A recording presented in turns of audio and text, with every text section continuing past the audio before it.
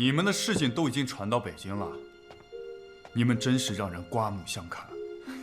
真行啊，在这么短的时间里，成立了湖南女子妇法勤工俭学会，而且还四处奔走，还说服了省议长，厉害！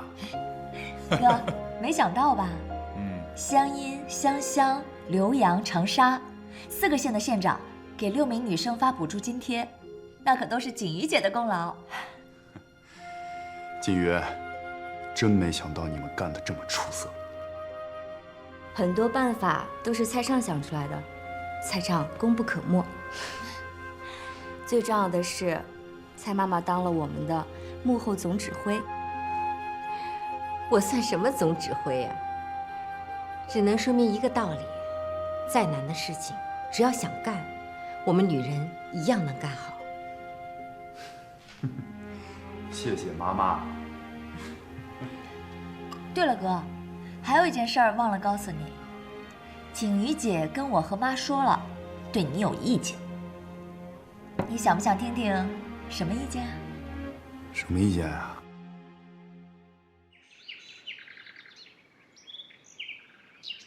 现在你可以说了吧？昨天晚上在我妈那儿告我什么状了？不是告状，是3条意见。还3条？第一，你不懂得照顾自己，不注意休息。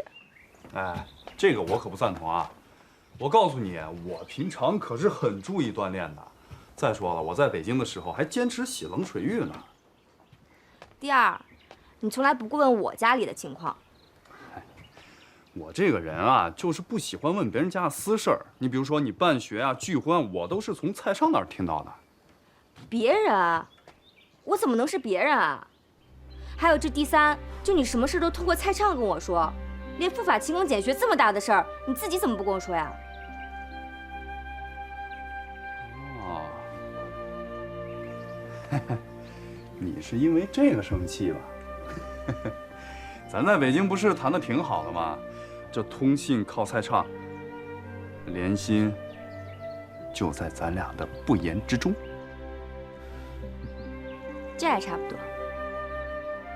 不过你给不给我写信，我都决定跟你一起去法国。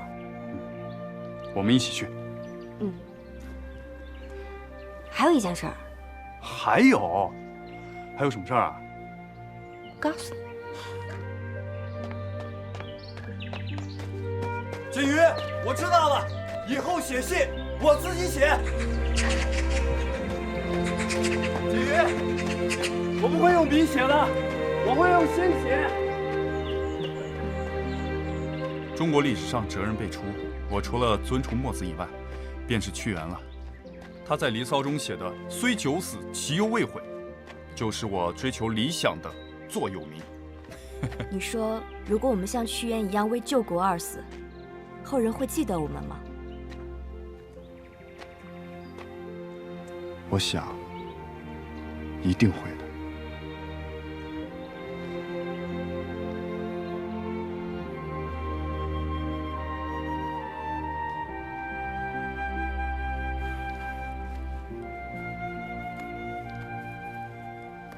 妈，你不如和我们一起去法国留学吧。啊？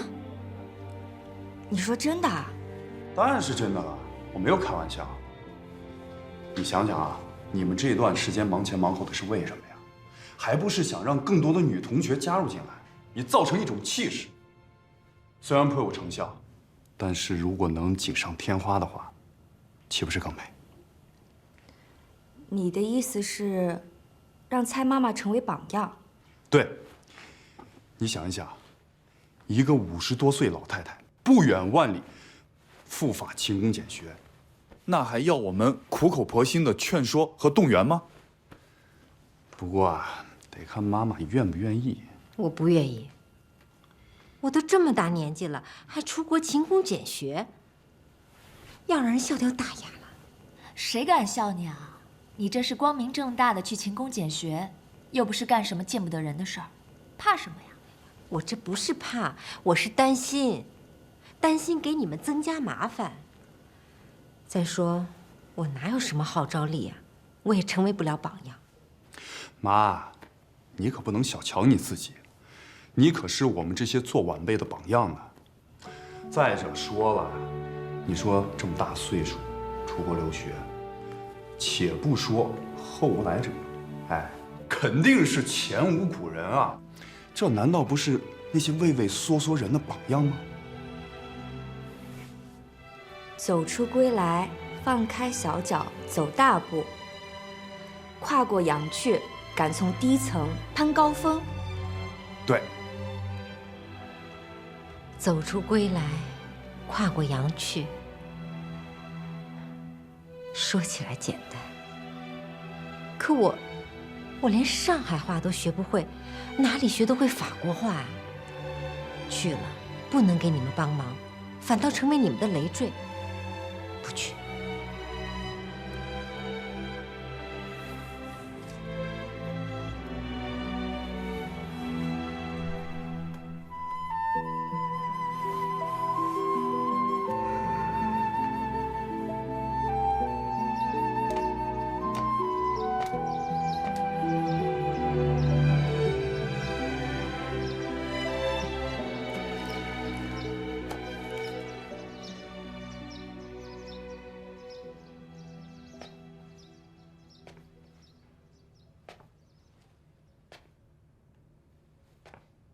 盒子和毛妹子是要去法国留学是吧？是。这谁的主意？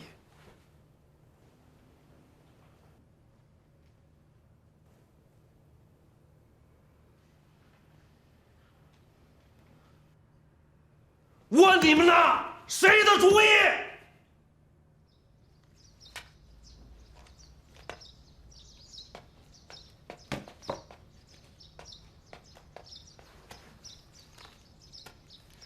爸，有理不在身高，你别这么大声嚷嚷嘛。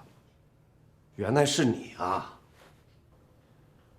盒子，你在外混了这么多年，到头来就是想混到法国去当流浪汉，是吧？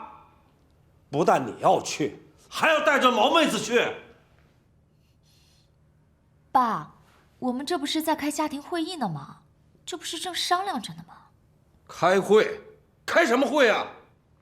这是在我蔡家，在蔡家我说了算。以后，咱们家里的事情都要开会，举手表决，少数服从多数。服从什么呀？你别把新民学会那一套带到我家来，没门儿！新民学会讲民主，民主有什么不好？好什么好？他们整天在这儿讨论民主啊！你把这套学会了，想把民主带到我蔡家来，我告诉你，盒子不准去法国留学，毛妹子你也别想去。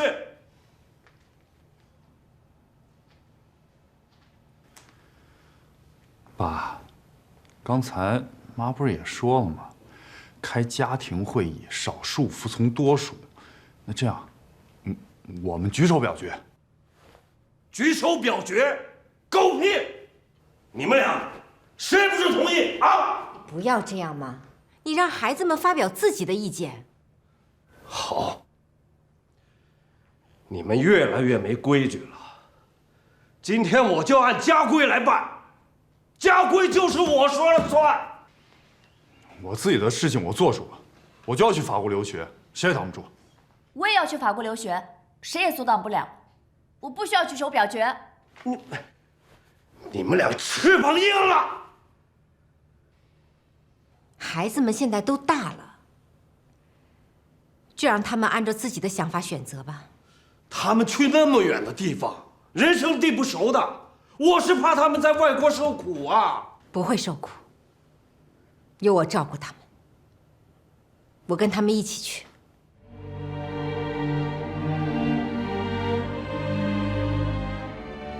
怎么？你也要到法国去？对。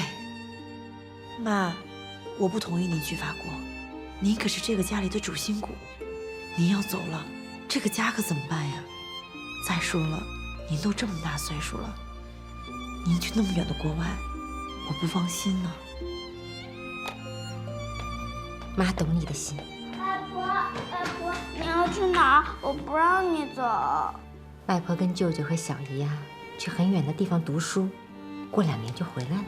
嗯，你看，小钱昂都不同意你去。爸，我们现在有4票，就算加上小钱安这一票，你们才有3票。什么4票？现在明明是3票，3对3。正儿，你来说，你同不同意你妈去？爸，你别逼我哥了。我妈之前也说了，她想学习，而且以后还要办女校，这是她的心愿。现在去法国留学是最好的学习机会啊！想办女校你就办呗，干嘛非去那么远的地方？你一个老太婆，都50多岁了，你还真以为你能创造奇迹呀？爸，你怎么能这么说呢？妈想去看看外面的世界，不挺好的吗？当年秋瑾不也是去日本留学了吗？妈是为了我们才留下来的，不然早跟着秋瑾去日本了。秋瑾是去日本留学了，可她的结果呢？啊，你妈就是被秋瑾给害的，还提秋瑾。爸，别这么说我妈。我妈去法国也是为了更好的照顾盒子和毛妹子。你想想，有妈陪着他们俩，我们应该更放心才是啊。听到了吧？珍儿现在也表态了，4票对3票，少数服从多数。你还想说什么？好，你们都抱着团气我是吧？那我走，我走，我走。爸，蔡伯伯，您消消气，家家都有本难念的经，你们一家人能坐下来谈事儿，就已经很难得了。这是我们蔡家的事儿，你少插嘴。柔风，你有气冲着我来，何必冲着别人撒气呢？这是我蔡家，我连说话的权利都没有了吗？爸，你们都一个鼻孔出气，这个家只当没有我，我走，我回永丰去。爸，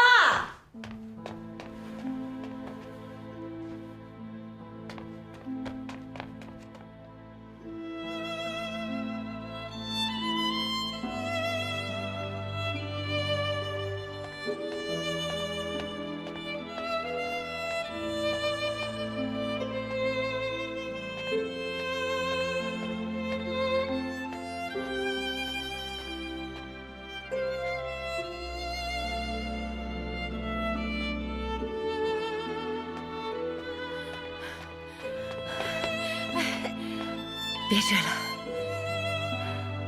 妈，那就让爸这么走了呀。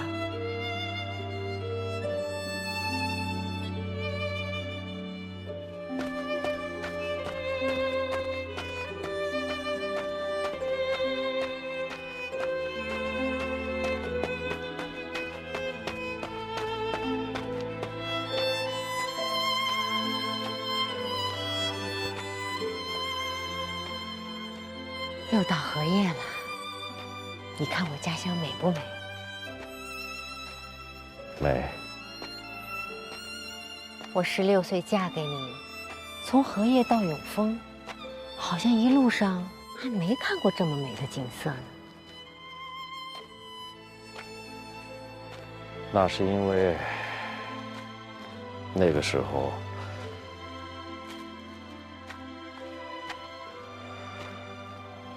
时间过得多快呀！一晃眼几10年，孩子们长大了，我们都老了。是啊，可我们离得越来越远了。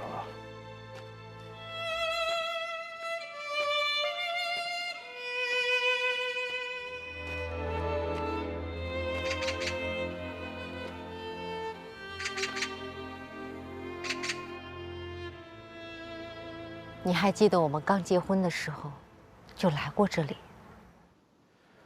我怎么能忘呢？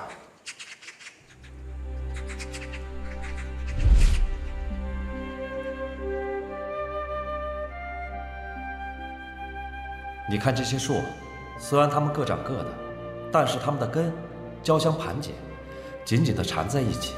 它们的枝节在天空中也是连在一起的，就像是一对手拉着手的夫妻，就像我们现在一样。听老人说，这样的树叫夫妻树。愿我们像这些树一样，紧相连，长长久久。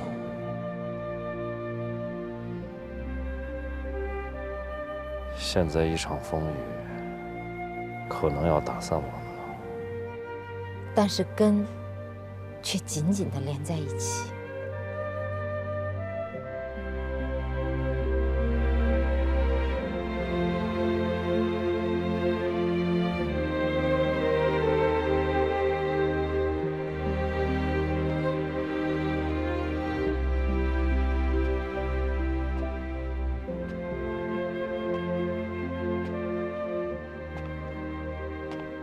这老屋越来越旧了，可是这屋子里发生的事儿，我都记得清清楚楚的。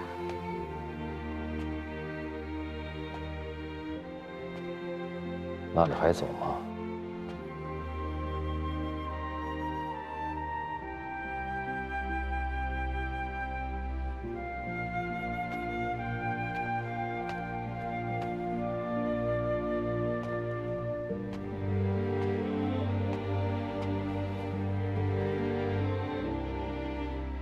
你看看，咱们就剩下这点家业了，把什么留给孩子们呢？这2天我一直在想，留财富给他们，财富能用完，唯有留德行，德行才是长久的。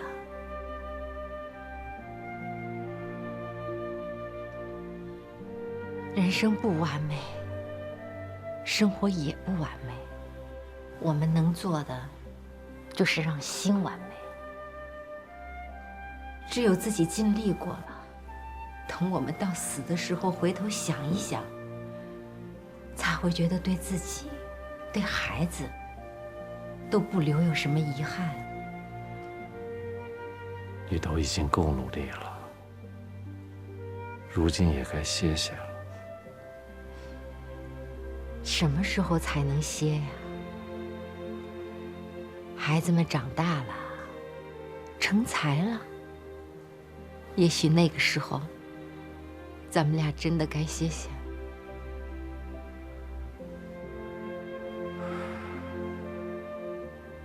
你还一直想着孩子们。我们当父母的所做的一切，不就是为了孩子吗？这2年啊，他们在长沙长进可大了，咱们俩这辈子是赶不上了。我们能做的就是支持他们，成全他们。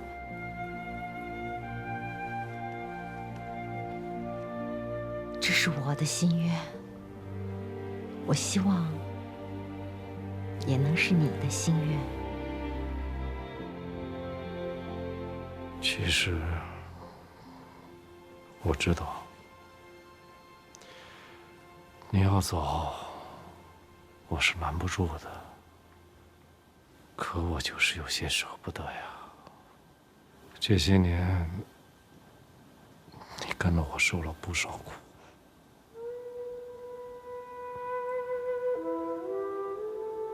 来吧，我来给你揉揉腿。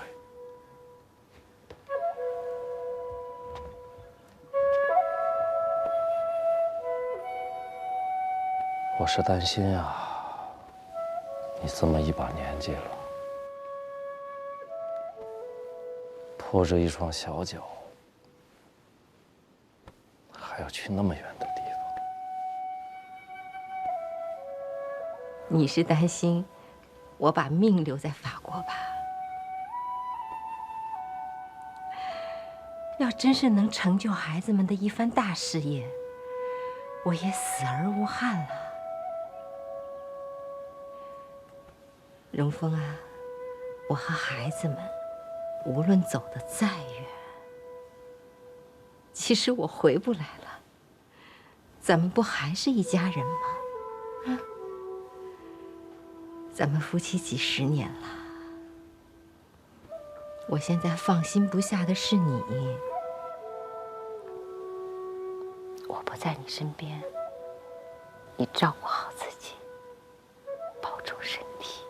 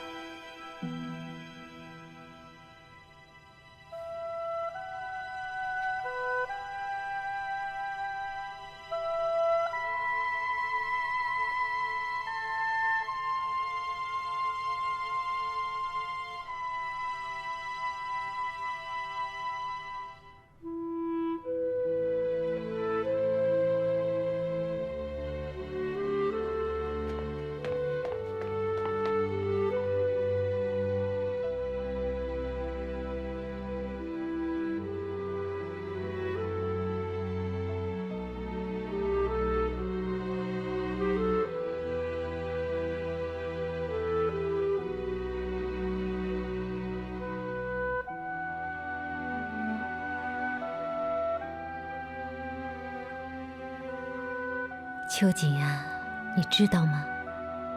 我又跨过了一道坎儿，我那个老冤家终究没能阻拦我继续向前。我们两个呀，谁也改变不了谁，就这么过一辈子吧。妈，您就放心去法国吧，家里有我。等我把菜地里的菜卖了，我就立刻回老家照顾我爸。你照顾你爸，我当然放心了。我不放心的是你，你自己的事儿到底怎么办呀？啊？你跟甄妹子……妈，这件事儿我已经有决定了。怎么决定的？我不会让我心爱的女人和我一起吃苦的。这是什么话？我今天已经跟她明说了，从今以后，我们兄妹相称。你这孩子，什么叫兄妹相称啊？妈，您就别说了。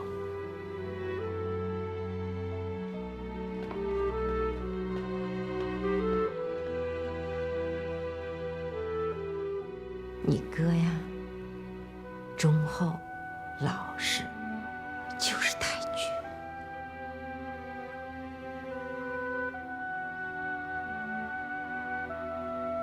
你大姐呢？她借钱去了。借钱？嗯。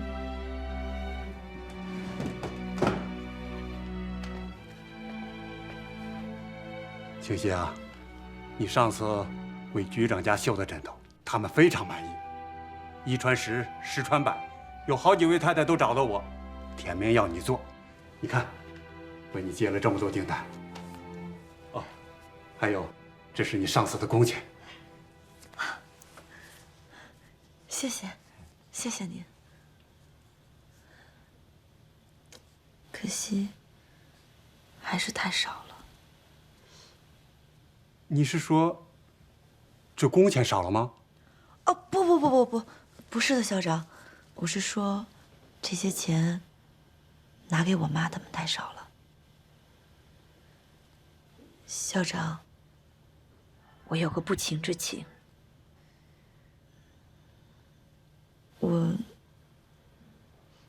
我能不能管您借100块钱？我想拿给家里急用，回头您从我工钱里面扣，您看行吗？听说你妈妈、弟弟、妹妹都要去法国留学，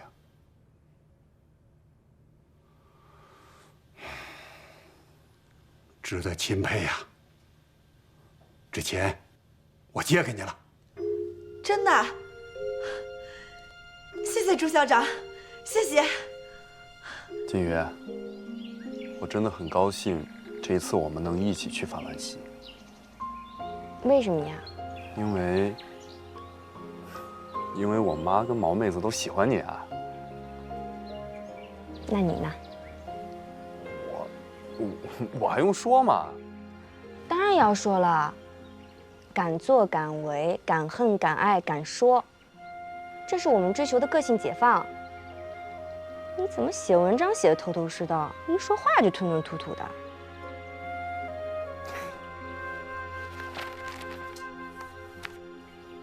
这个枫叶送给你，这就代表我想说的话。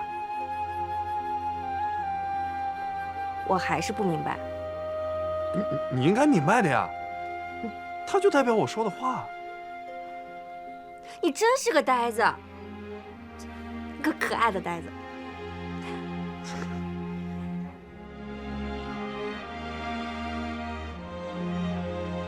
我怎么能不懂呢？蔡妈妈一直保留着秋瑾送的枫叶手帕，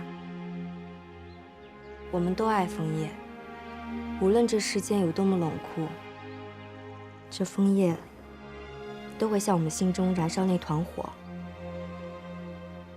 无论前路有多么艰险，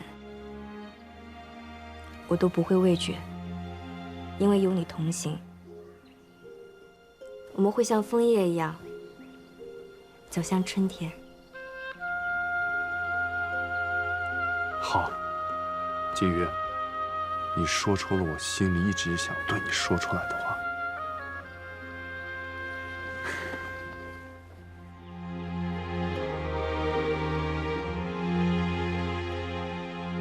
你会叠吗？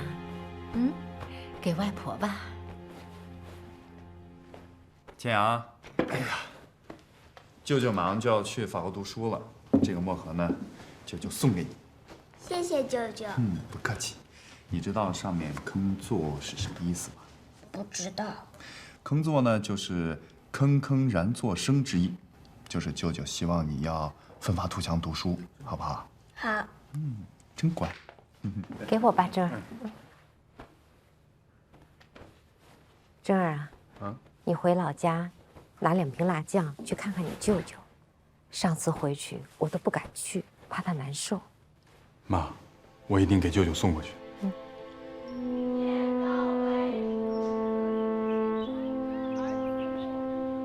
校长好。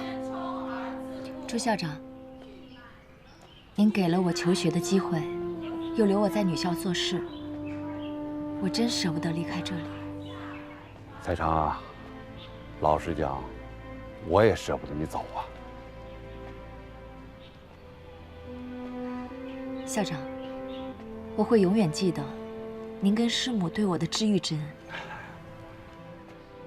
彩长啊，当今中国政治腐败，社会黑暗，民不聊生。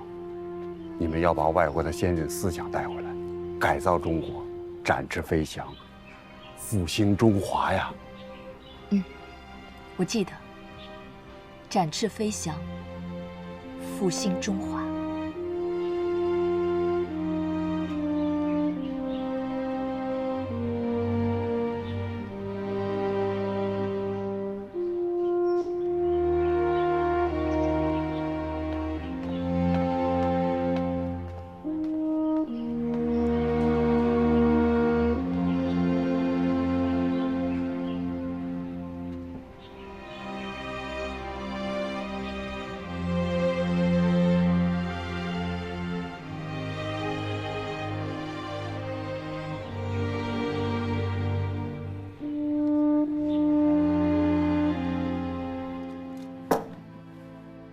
蔡妈妈，这是槟榔给我订婚的钱，您拿着吧。这钱我怎么能拿呢？你订婚是大事，我还没送礼呢。您是我们的妈妈，没有您哪有我们的今天？我们也是您的女儿，家里有困难，女儿哪有袖手旁观的道理啊？蔡妈妈，这是我和妈妈的一点心意。心意我领了，但是你们俩这钱啊，我真的不能收。我妈手上还有点钱，我们家目前也比你们家要宽裕一些，你就收下吧，不然我妈会骂我的。您就放心的拿着。你们两个孩子真是雪中送炭，但是这份情谊，叫我怎么还得起呢？您这是哪儿的话？是您把我们从苦难中解救出来，这份恩情是多少钱都买不回来的呀。对啊，您教我们那些做人的道理，我们一辈子都受用不尽。姚妹子，甄妹子，你们两个都是我的好女儿，这份情谊我会记在心里，记一辈子。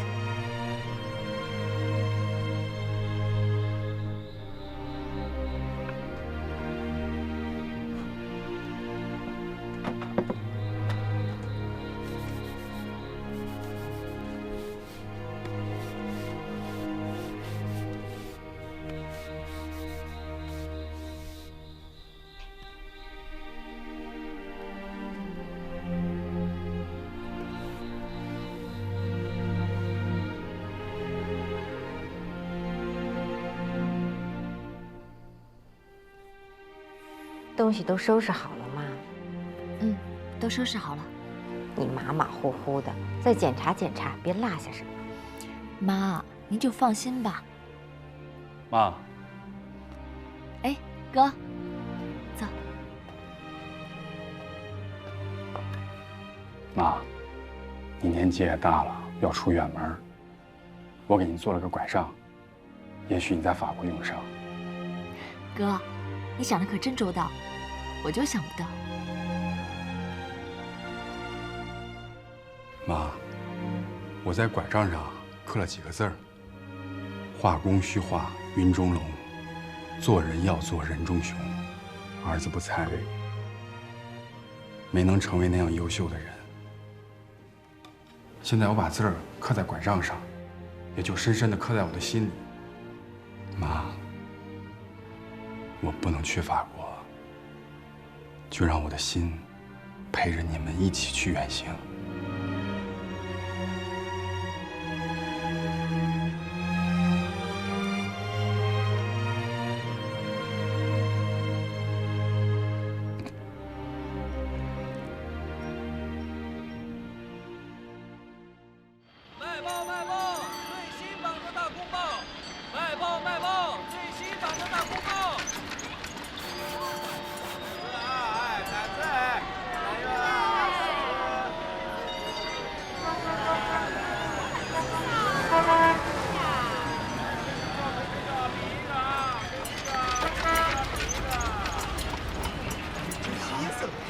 同学们都跟上啊！妈，上海人多啊，你可千万别给走丢了。你放心吧，我和蔡畅都护着蔡妈妈呢。那时候你还小呢，我就在这条街上，我还是在上海生的你呢。我当然知道了，妈。妈可是老上海了。景瑜呀，哎，那个时候上海可没这么多车，应该就是前边那个路口往右一拐，在那个弄堂口上，盒子和他大姐就在那儿给人家擦皮鞋。哥，你那个时候还不会写字吧？那时候还没你呢。哎，都跟上了。物锦尚变，人烟不老啊。我虽然年纪大了，但是我的心不老，不然的话，我怎么跟你们漂洋过海去法兰西呀？对。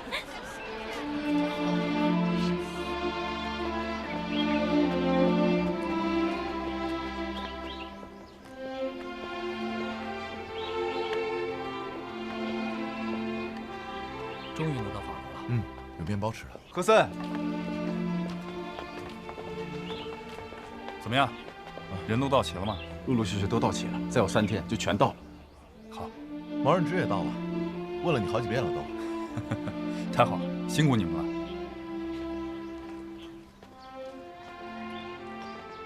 润之，你来信说不去留学了，为什么呀？哎呀，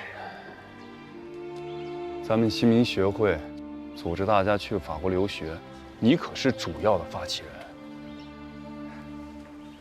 现在啊，咱们新民学会在国内也有很多事情需要做，我想了想，准备留下来。可是留学法国是我们共同发动起来的，你要是不去了，你让这新民学会的会友们怎么想你呢？所以嘛，我要找你帮帮忙，替我多做做解释工作嘛。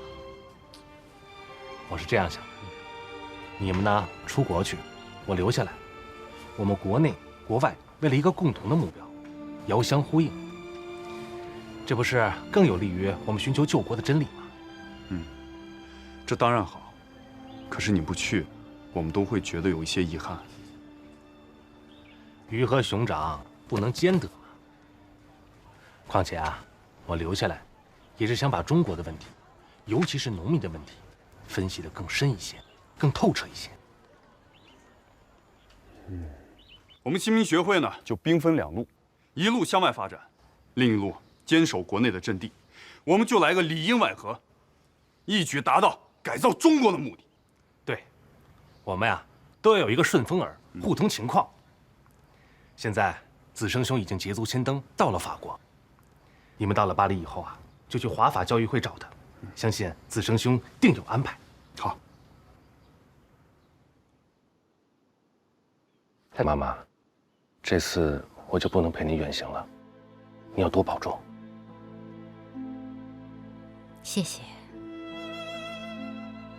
您是我们的大家长，又是这次赴法勤工俭学同学里最年长的，可谓是历史中的第一人。我们呀都要向您学习这种精神。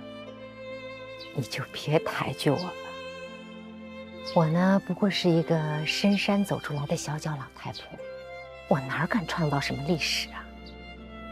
尽点母亲的职责罢了。太妈妈，您客气了。哦，还有啊，这个是我留下来准备买船票的钱，就当我孝敬您了。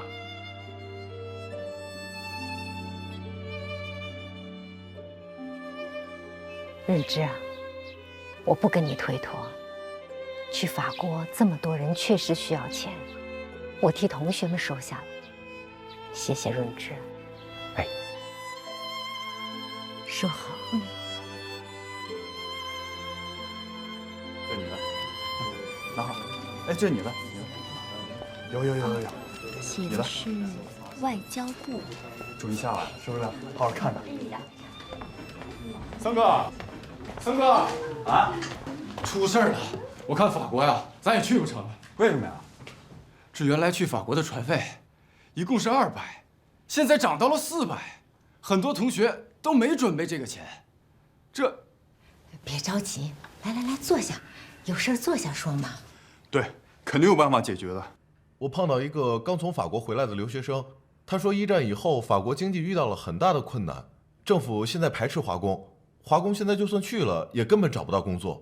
船票涨了1倍，到了法国还这么困难。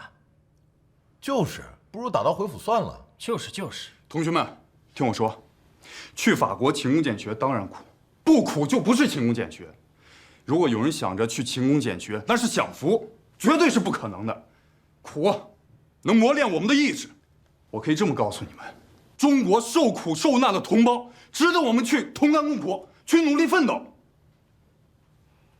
伢子们，你们看啊，咱们30多个留学生，其中呢女生只有6个，就包括我这个老太太，我都不怕，你们怕什么啊？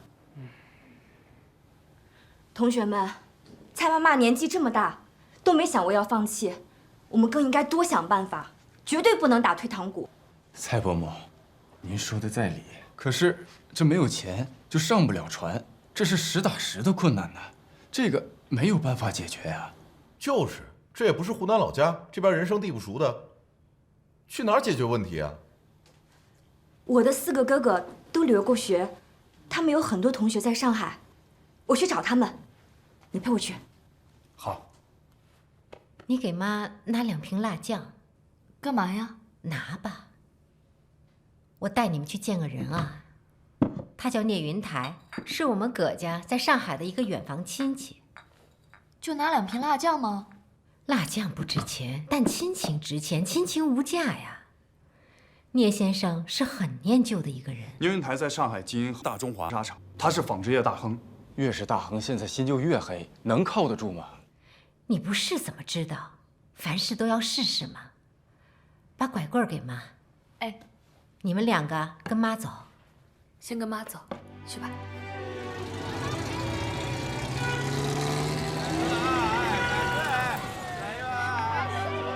看妈的精气神儿，好像要上战场似的。而且还是一位小女人上战场。你们俩能不能快点啊？还没我一个小脚走得快呢。来来来，来，走。妈慢点啊。去敲门。妈，你慢点。哎，没事。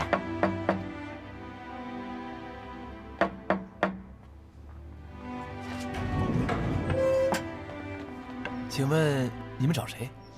我找聂云台，聂大人，我们是他老家的亲戚。里面请。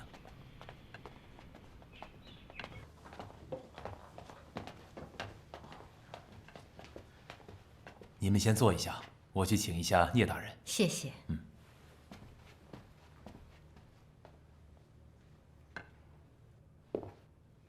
聂大人，您好。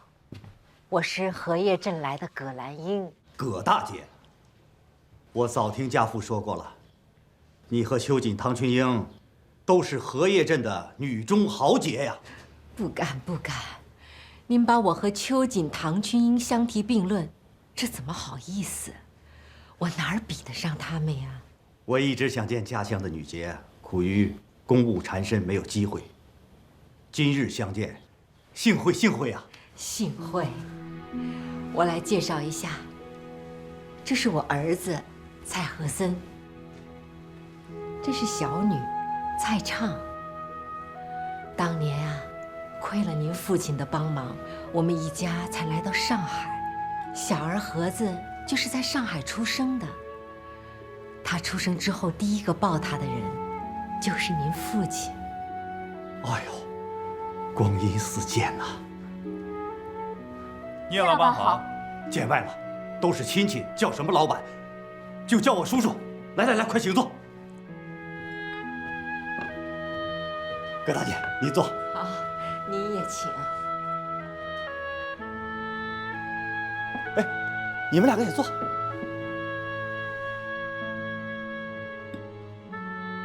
聂大人，这是我们从老家带来的辣酱。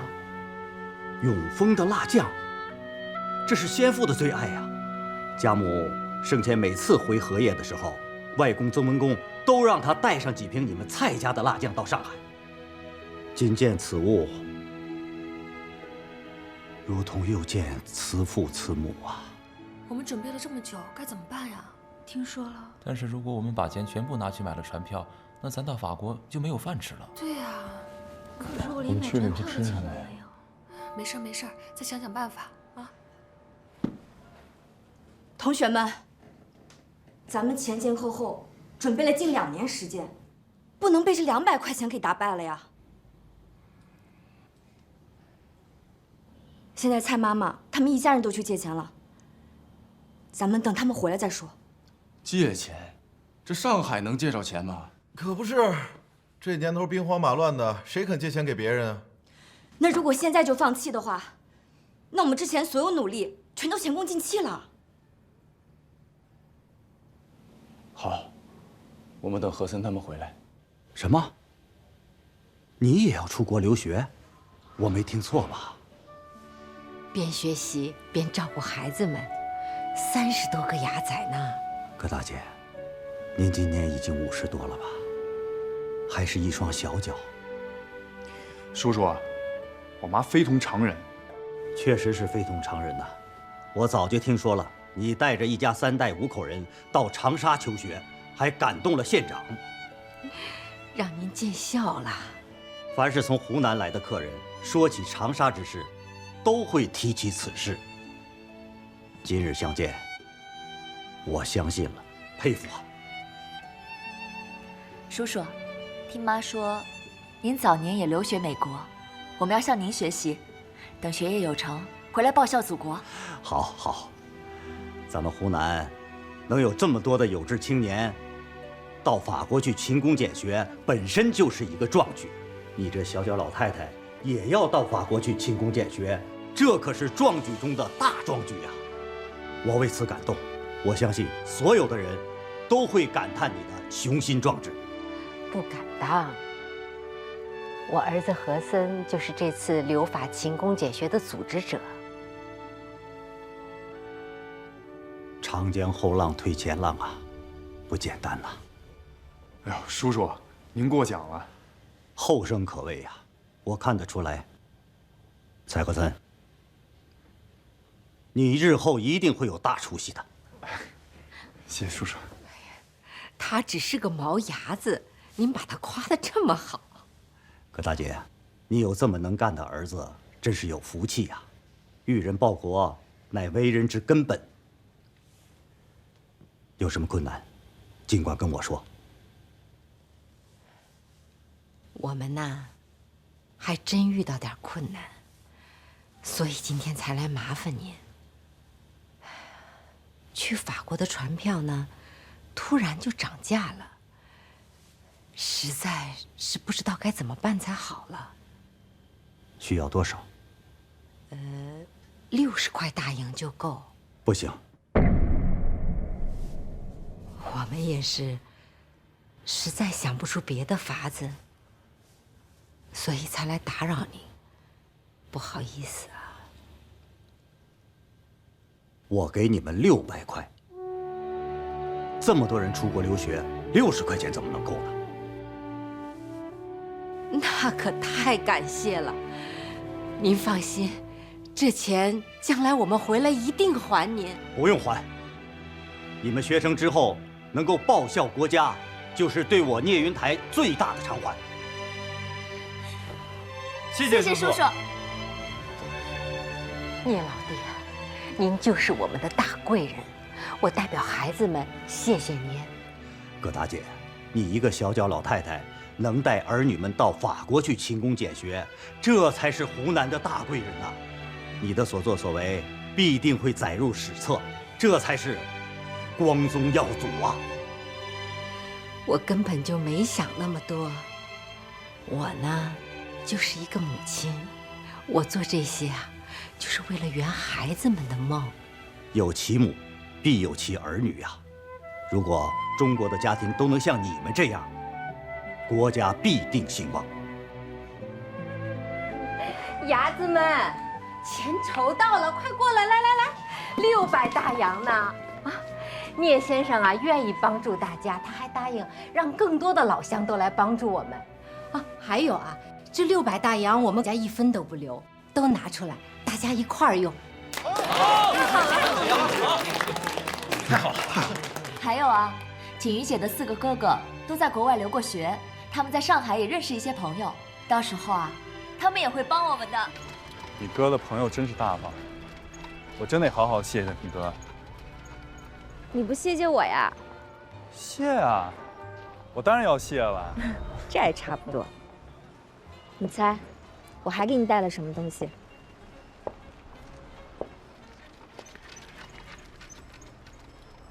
我猜不到。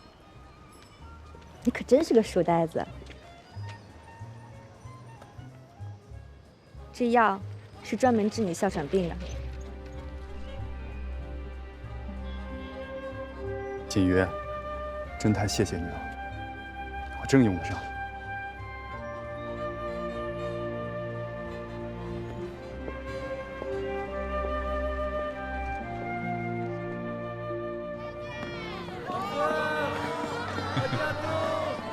聂大人，你好啊！葛大姐，你好，你好，我来给你介绍一下，这位就是留法学会的沈仲俊先生。你好。你好。这位是商业联合会的刘清扬女士。你好，蔡伯母，您54岁了，竟有能伴随子女出国求学的壮志，令我敬佩。谢谢，感谢大家的慷慨相助，谢谢。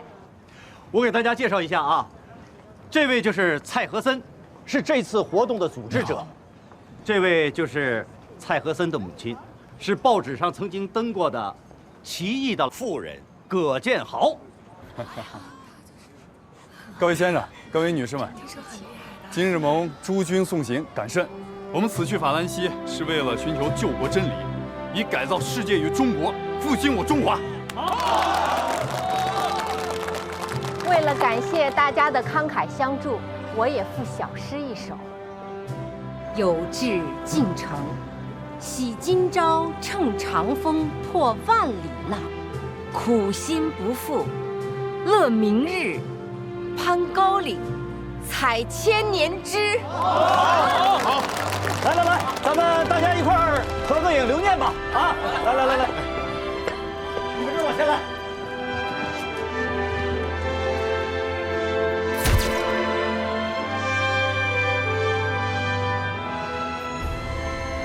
再见，请回去吧。再见，妈妈，再见。再见，保重啊。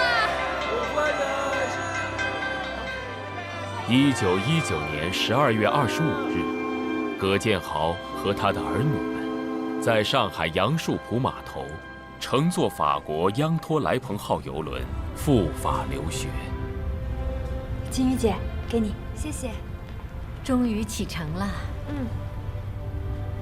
妈，这是最新的报纸，你看，《上海时报》称您赴法留学是中国女界之创举。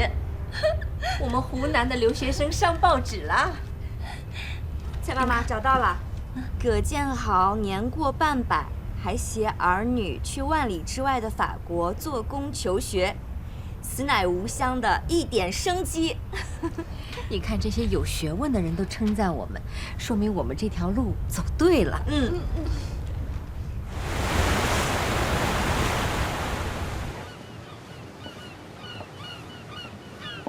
何森，锦瑜，你怎么起这么早啊？莫道君行早，更有早行人。我是睡不着，想上来吹吹海风，吸吸新鲜空气。你们把床位都让给我们几个女同胞了，底舱又闷又窄，你们还睡在地上，肯定休息不好。嗨，这算什么呀？哎，我跟你说，在北京，我和润之他们呀，8个人曾经挤过一张炕上睡。你们真有魄力。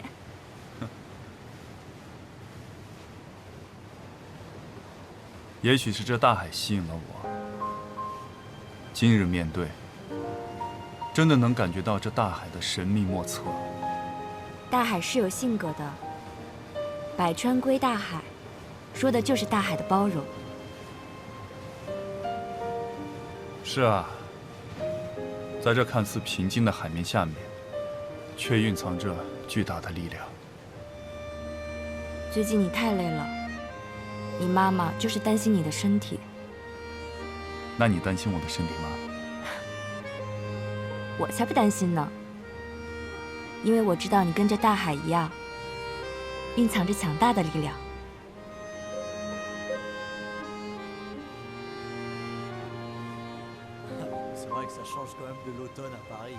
金鱼，你的眼睛看到我心里去了。我真的喜欢看你的眼睛，你的眼睛就像这平静的海面一样，宁静而又深邃。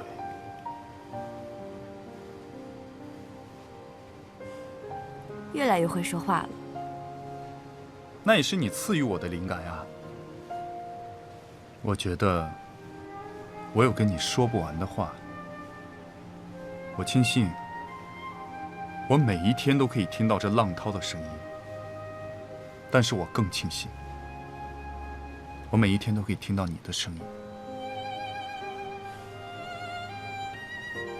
Oui, je sais que c'est difficile pour toi le bateau, mais enfin, les plats sont plutôt bons.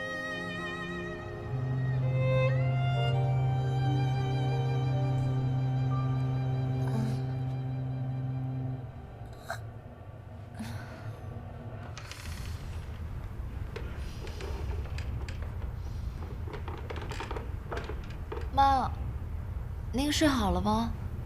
感觉这船舱里好闷啊。哪睡得好啊？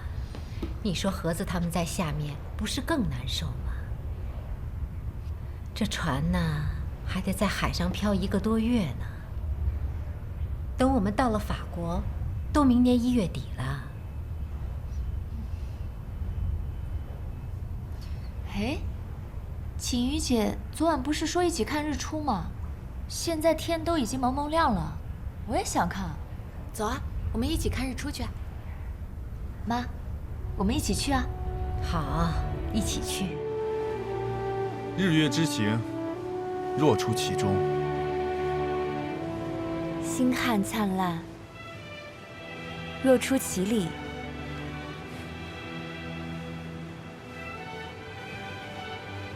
是啊，要不是在这里身临其境，根本就感触不到这诗中的奥妙所在。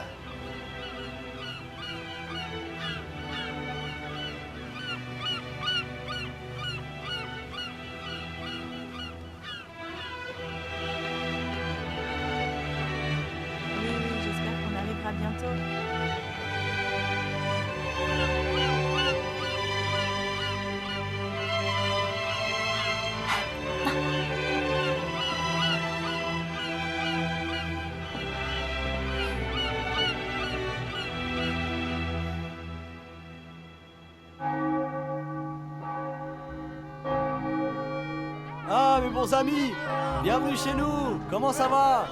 和森，哎，蔡伯母，妈，你慢点啊！啊，好，好，好，你们也慢点儿。子成，哎呦，想死你了！许久不见，最近可好？好，好，好。蔡伯母，谢谢你来接我们大家。真没想到您这么大年纪，也和年轻人一起漂洋过海来到法兰西，这真是我们留法勤工俭学史上一大奇迹啊！我虽然年龄大了，但是我和这些年轻人在一起，我也不能放松对自己的要求嘛。蔡伯母说的对，同学们，我们已经安排好了，到巴黎后大家先住下，然后我带大家去参观。来，好。好。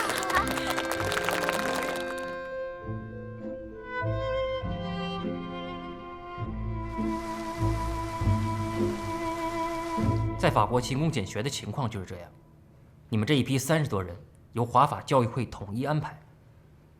到巴黎游览2天后，去蒙达尼边做工边学习。蒙达尼是法国南方一个小城。哦，对了，法国男女不同校，分设男子公学和女子公学。这男女公学还分开啊？这是他们的规矩。男子公学比较有名气，蔡元培先生就是在这儿毕业的。真的？哎呀，那太好了。所有人员先进行3个月的法文补习，然后到豆腐工厂和附近几家工厂做工。啊，这是这几天的行程表，你看一下。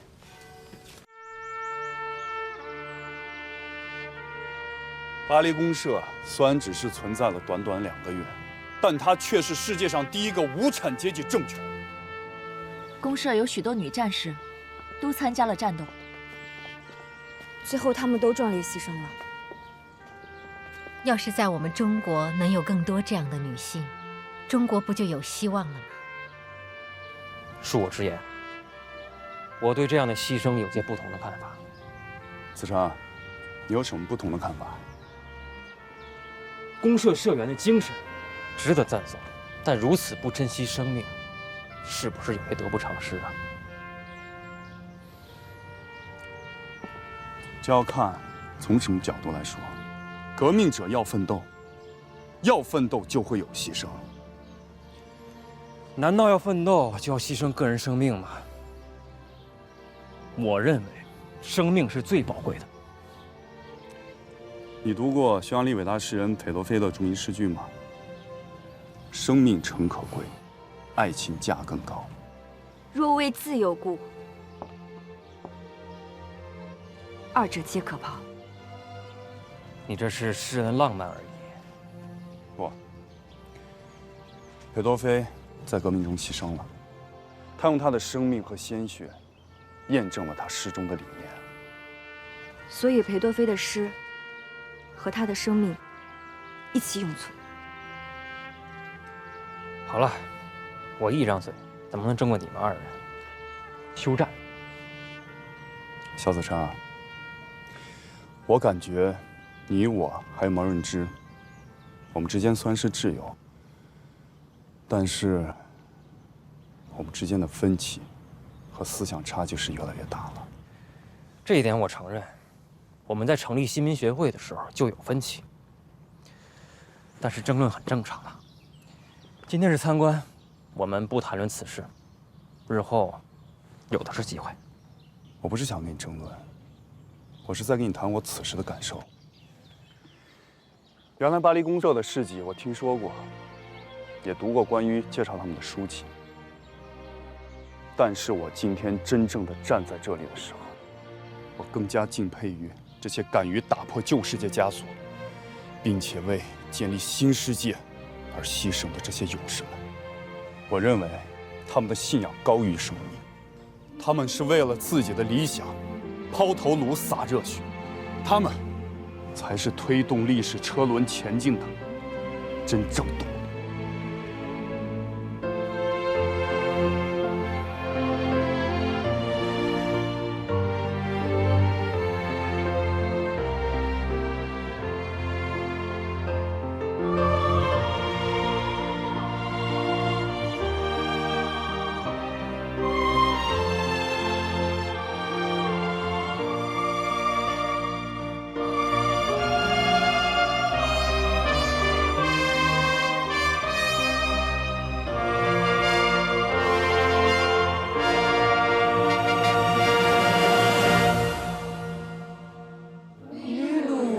Très bien.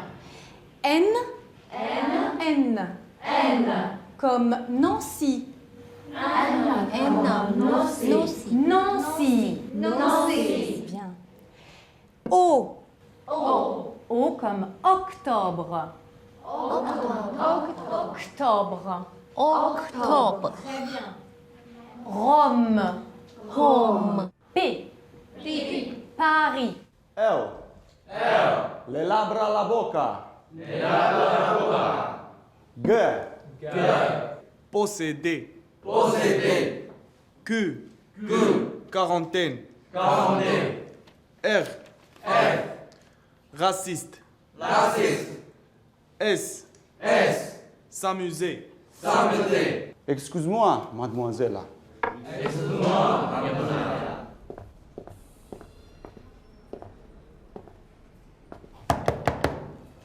Pourquoi tu ne m'écoutes pas bien? Ah, professeur, je pense que le contenu enseigné dans ce manuel est très simple. Je veux bien apprendre un peu plus avancé. Quoi? Tu veux apprendre d'autres choses? Professeur, vous donnez vos cours, je lis mon livre. Je ne dérange pas les autres. Mais tu as déjà dérangé mes cours. Professeur, je ne comprends pas comment j'ai pu vous déranger. Dans mes classes, les élèves ne peuvent pas faire d'autre chose. Mais tu lis encore d'autres livres. C'est un grand irrespect pour moi. Je vais t'accuser à votre légation et à l'association des éducations.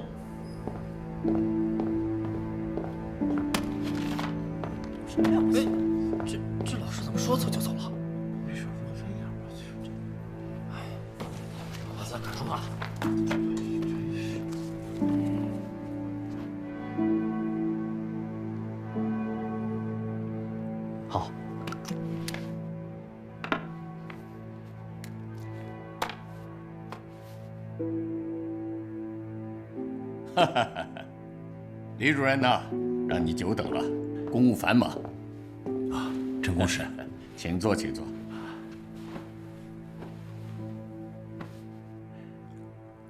陈公使大人，我们现在来法的留学生还在不断增加，现在人员已经达到了1400多人，预计今年底要达到1600人。这个我不管，给你们的补贴费不能增加了。公使大人，政府一直都是按照人数来核定补贴费的呀。我是政府驻法国的全权公使，有权根据实际情况机动掌握经费的使用。可实际情况是人员在增加，可我们的补贴费却没有增加。那些新来的勤工俭学生，他们怎么办呢？怎么办？你问我，我去问谁啊？自己挣钱补贴嘛，不然怎么叫勤工俭学呢？公使大人，政府给留学生发补贴，这是明文规定的呀。哎呀，李时增先生，你不要只为学生说话，也要替我想一想，我又生不出钱来。哎，李主任，还有别的事吗？李主任，您请。告辞。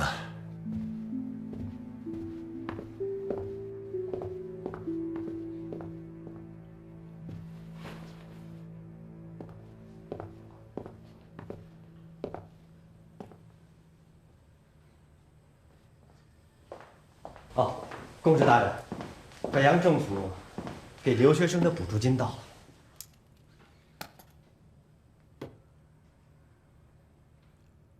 我们这里留下1半，给他们1半。好，分几次给？明白。这帮贪官污吏，什么费用都敢贪污，教育经费敢贪污，连留学生的补贴费也敢贪污。这个政府的腐败根深蒂固，不可救药，不可救也。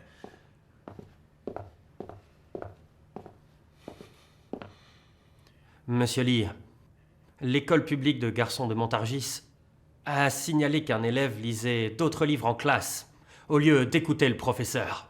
Il vient d'arriver, et qu'est-ce qu'il va faire après? Le professeur a protesté contre ça. Veuillez le régler sérieusement. Bon, je l'ai noté. Je m'en occuperai dès que je finis le travail.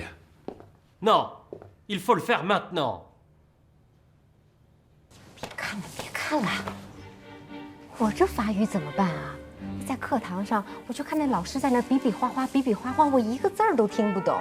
每次你们笑，我才跟着笑，像个大傻子。妈，别说您这个年纪，就是我们也觉得很难，得慢慢来。是呀，这法语必须要一个单词一个单词学起。我是一个一个学的呀，可是那个法语发音啊，那个舌头我都绕不过来。你们俩还笑，我都快急死了，都得教我啊。我们会帮您的，您不是还要在法国卖香绣呢吗？那从今天起，你们两个都是我老师啊。学生葛建豪，这下有理啦。好的，葛同学。蔡伯母，哎，南校出事了啊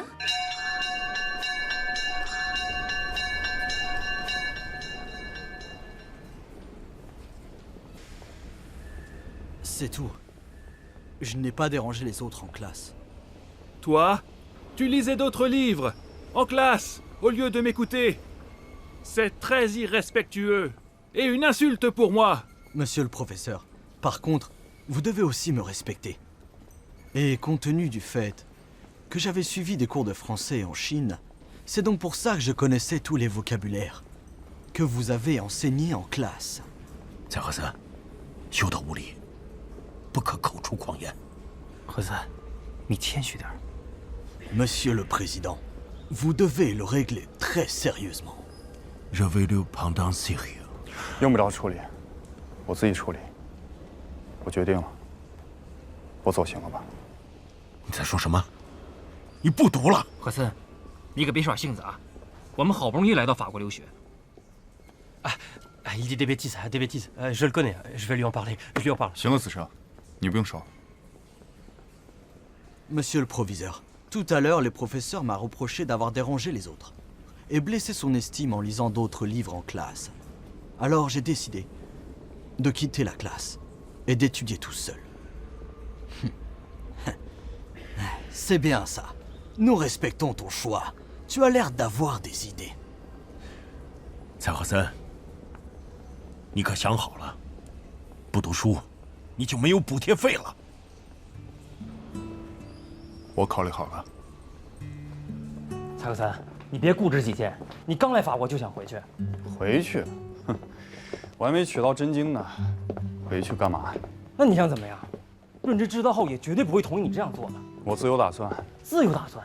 什么打算？哥，妈，蔡伯母，子生来了，从巴黎过来的。为了和森的事儿，我也是刚到。出什么事儿了？他不读书了，您来的正好，赶紧劝劝他吧。好好的，为什么不读书了？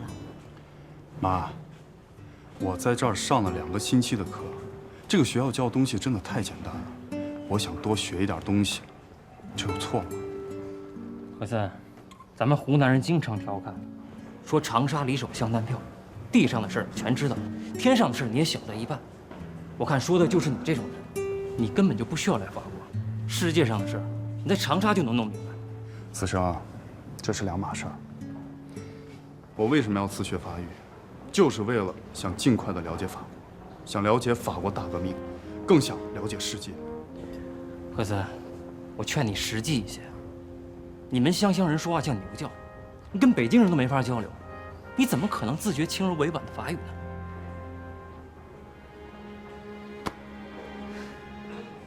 子生，你应该相信我的阅读能力。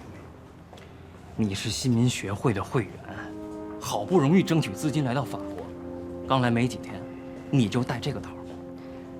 那你不上学，以后怎么办？我自学，这里教的课程太简单了，简直跟爬行一样。我不想浪费在法国的宝贵时间。自学能行吗？有什么不行的？自学可以做到有的放矢啊！你自学这补贴费可就没有了，你总不能天天饿着肚子吧？为了能更快地找寻一条道路，为了中国4万万的同胞早日不饿肚子，妈，我相信我的选择是值得的。你真是一根筋。大哥，肖子生，走了。来了。蔡伯母，景瑜，我先走了，有什么事情再找我。哎，子生啊，在路上跟李主任好好解释解释，拜托了。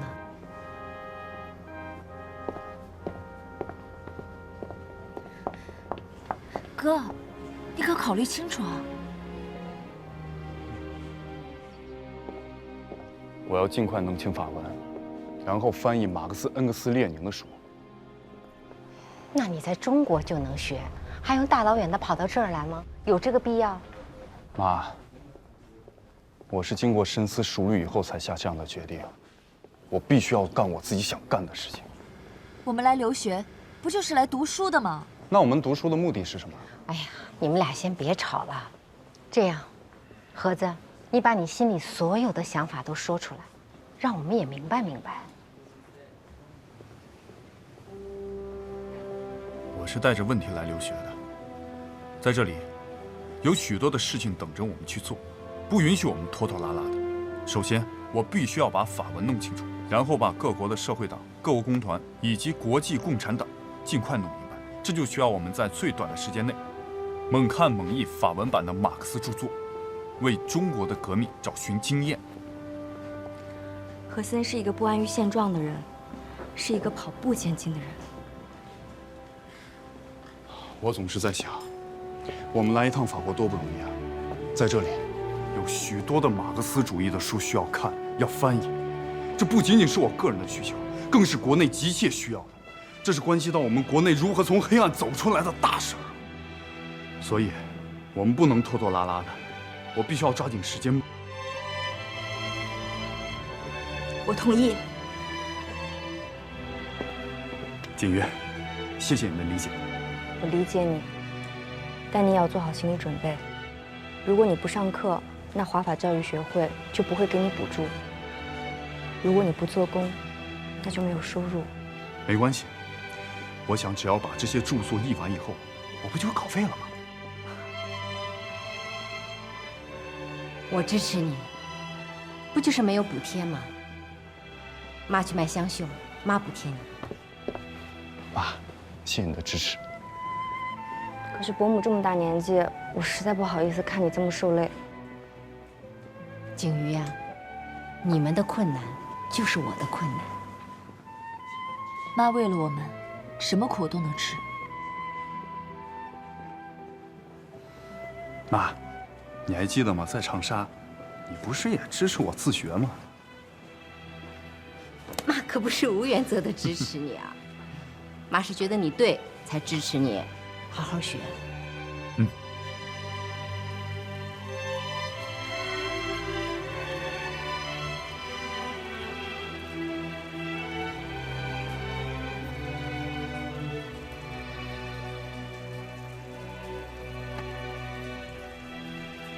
你能有这样一位母亲真好。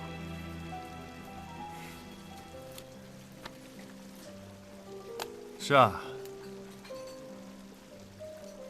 谁言寸草心，报得三春晖。我应该更加努力才是。可是，你在哪儿自学呢？在哪儿都可以啊，比如说在这里，在这蓝天下，在这河畔边，在公园里，在草丛上，在学校宿舍，什么地方都是我自学的天堂。天当教室，地当桌子。是的，锦瑜，你跟妈妈的支持是我最大的动力。除了母亲，我更应该感谢的人就是你。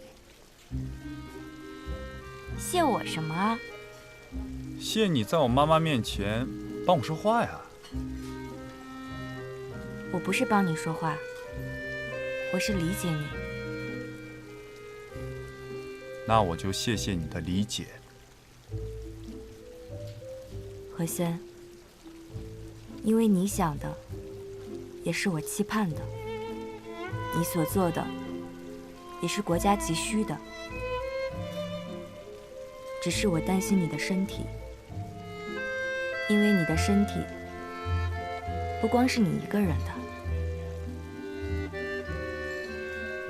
我一定会用最短的时间，做出成绩来向你和妈妈汇报。我等着你的好消息。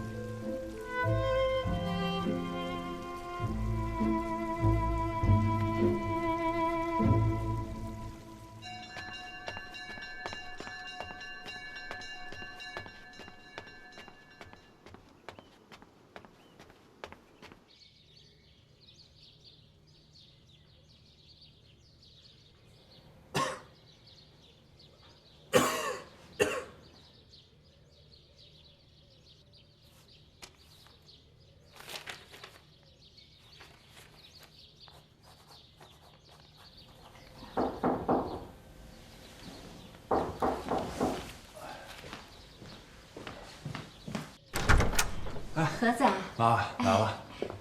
天呀，你看你这乱的，这连个下脚的地方都没有。妈，我都觉得一天24小时时间太少了，要时间再多点就好了，哪有时间收拾？哎呀，妈，你别收拾了。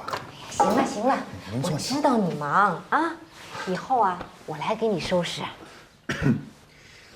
你这么辛苦，这身体受得了吗？没事了，妈，你看，好啦，我知道了，心中有信仰，浑身是力量。还是妈最了解我。何森，哥，妈，蔡妈妈也在。我来。哇，又多了这么多书啊！共产党宣言，社会主义从空想到科学的发展，国家与革命，这些书你都翻译完了？是啊。哥，你这么短的时间内翻译这么多法语书啊？这些译好的书啊，我准备尽快的寄回国去给润之。上一次给润之寄回去的书，润之说了，对他简直太有大的帮助了，犹如雪中送炭。这一次的书寄回去，我相信对中国的革命有更大的帮助。你还看《资本论》啊？哎，那研究马克思，那必须得读懂《资本论》的。盒子，你现在不仅会说法语，你还能翻译书，翻译成中文还寄回去。哎呀，我的法语怎么办啊？妈，不要着急啊，我相信你一定能攻下这个法语关的。我能不急吗？这法语啊，我学了后面的就把前面的忘了，最后什么都没剩下。妈，饭呢得一口一口的吃吧，单词儿呢也得一个一个的记吧。我相信你肯定能记住的。蔡妈妈，何森说的对，贵在坚持。坚持不下去了，我怕拖了你们的后腿啊！妈，别急，哥不是说了吗？一天一个单词，一年就是365个呢。哎，对了，妈，我呢，我呀，给你做了一些卡片啊，这上面每张上面有2个单词，你每天只记1张。这都你给我做的？是我做的呀。你那么忙，还给我做了这么多卡片儿。那不是想让妈早点把法语记住吗？妈一定好好学。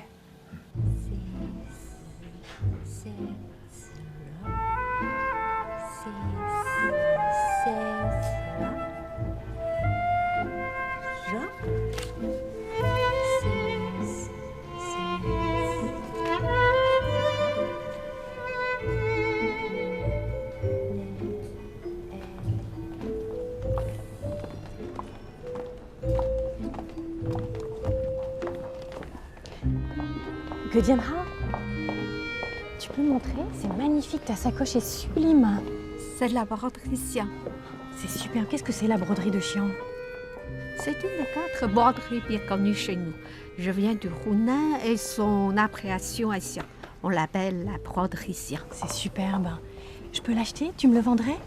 C'est très ordinaire. Tu l'aimes? Oui, j'adore. Et si tu en fais d'autres, j'aimerais beaucoup les avoir. Bien sûr, si tu l'aimes. Oui, j'adore, tiens. Ah, c'est trop. Non, c'est vrai, c'est tellement magnifique. Et si tu en as d'autres, j'aimerais beaucoup les acheter aussi. Je vais prendre la scène de France pour mon prochain œuvre. C'est magnifique. Quelle bonne idée, j'adore. Merci. À bientôt, Godienra. Merci, professeur. À bientôt.